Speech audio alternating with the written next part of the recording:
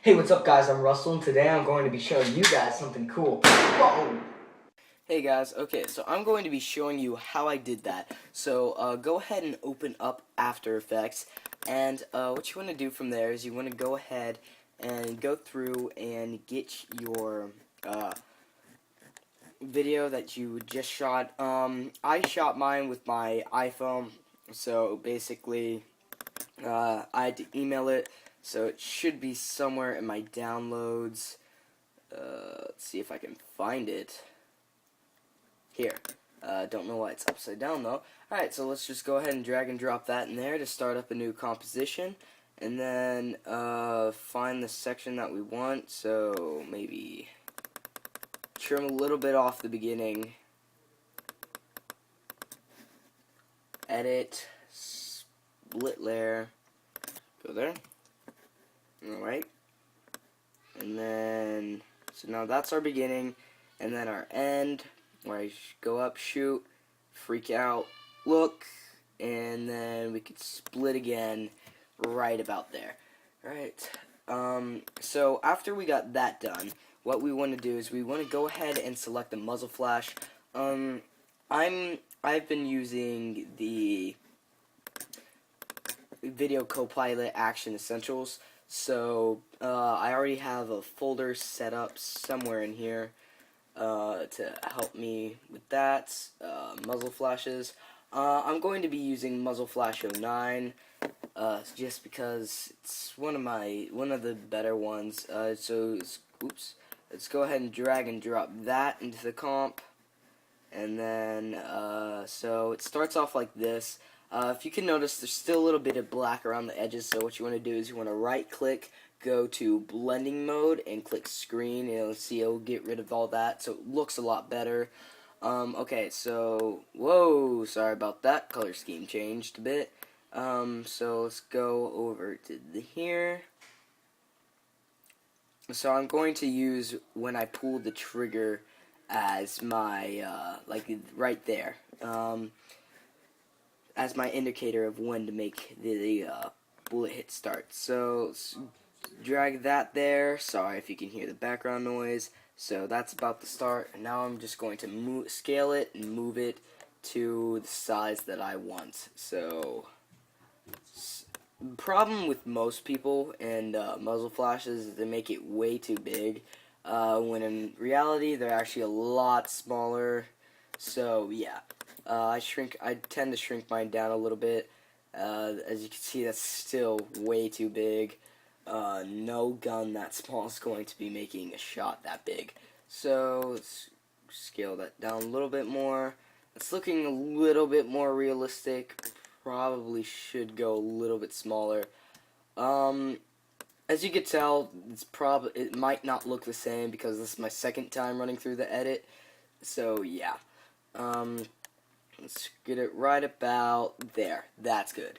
Okay, so now we have our muzzle flash, and if we render through all of this, it'll look like this.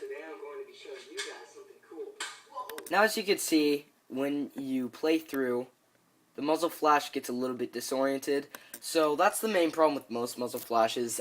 When I used to edit on a really crappy video editor called AVS, yeah, that's basically what all my muzzle flashes look like, because they were pictures and I only made them last frame, and it was all terrible because I had to like key from green there. So yeah, the After Effects and Action Essentials has never been more helpful for me. So what you want to do is you click this arrow and then go to transform and click position and scale. So once you do that, you skip to the next frame and then you move it over to match with the barrel of your gun again, so that way it doesn't look as off anymore. Maybe down a bit, and then the muzzle flash is gone, so you're pretty much done from there. And as you can see, now the muzzle flash moves with the gun. Maybe it needs a little bit of rotation there. Right about there, and just move it over a bit. Okay, so boom. So when moving by really fast, as you can see, it's still like not the exact same point, but when you actually play through it, guys? I'm Russell, and today I'm going to be showing you guys something cool. Whoa! Yeah, it looks pretty good. But now it just seems kind of empty. You need to add something to that. So, I used the smoke from a nice YouTube channel called Filmriot. You should check them out. They're actually pretty much my inspiration for making these videos. So I go to smoke, and basically they give you this. It's a black screen just full of smoke. So you kind of have to go through and find the one that you want. The one I want was going to be at the beginning, so just go through. There's the puff of smoke. And it looks really bad like that. That's because it's really scaled up too, so keep that in mind. So there's the puff of smoke that I used. So from there, just go to edit, split layer, and then delete the part that you're not going to be using. So what you want to do from there is you want to take your footage and make sure that the smoke goes off around the same time that the gunshot does. So let's move it a little bit to right about there. So the first frame. Now as you can see, the thing's kind of off. So, well, not off, but there's a black square. So what you want to do is you want to go to blending mode, screen, and as usual, it'll fix your problems. The smoke's a little thick for the environment that it's in. So to do that, just go in here and reduce the opacity to, I'd say, about 60%. That looks good. And now just move it and rotate it, scale it, so that way it moves along with your muzzle flash. It's also pretty big smoke thing, so right about there. So try that out. That looks pretty good, although as you can see going through there, it kind of looks a little bit off it as well. So I'm going to click position and scale, so when this moves, you move it over a tad bit to the gun. Do that again, move it over just a slight bit, again, slight bit, and then from there the smoke should trail off the gun, so you just forget it from there. And then, so poof, it looks pretty good like that. Okay, and now for the final part, all you need is your sound effect. Well, actually, no, this isn't the final part. If you want it to make it look good, you're going to need your environment to interact with it. But for the final part of the muzzle flash, I should say, is the sound effect. This is a sound effect that I just got from some random sound site. It's the only sound effect in my sound library since this is my first video. So sound effect starts right about there, and then wait, let's make sure that matches up. That's you gotta zoom in to make sure that everything matches up correctly, and then move it forward a bit to when the film ends, and then edit from there. So now that you got all that, when you render through, it should look like this. Hey, what's up, guys? I'm Russell, and today I'm going to be showing you guys something cool. Yep. Alright, so that's your muzzle flash. It still seems a tad bit empty. I'm kind of new to the whole lighting and interacting with your environment thing. So, it's going to be... There's probably a much better way to do this. I might look up something else for, that. But, anyway, let's go to light, okay? And then, okay again, because it doesn't really matter. And then you need to turn this into a 3D layer because lights do not interact with normal layers. Now as you can see, this is a spotlight. It looks kind of weird.